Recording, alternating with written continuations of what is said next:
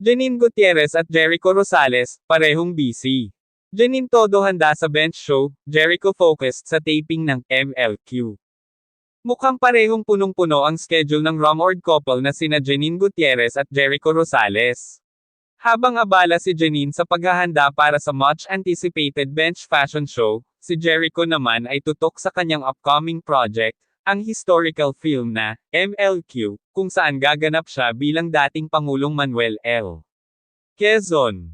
Ayon sa mga insiders, all out ang dedication ni Janine sa kanyang training at rehearsals para sa bench show. Kilala ang aktres sa kanyang elegance at confidence sa runway, kaya siguradong isang pasabog na performance ang dapat abangan mula sa kanya. Samantala, si Jericho naman ay puspusan ang ginagawang pag-aaral at immersion para sa kanyang challenging role. Kahit parehong busy, marami ang nakakapansin na tila laging may oras pa rin silang dalawa para sa isa't isa.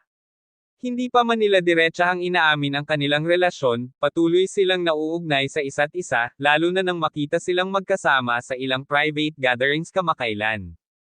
Ano kaya ang reaksyon ni Janine sa bagong role ni Jericho?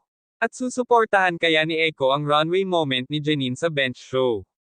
Abangan natin ang mga susunod na ganap.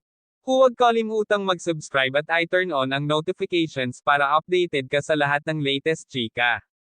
Ano sa tingin mo, mas lalong tumitibay kaya ang relasyon nila sa kabila ng kanilang busy schedules?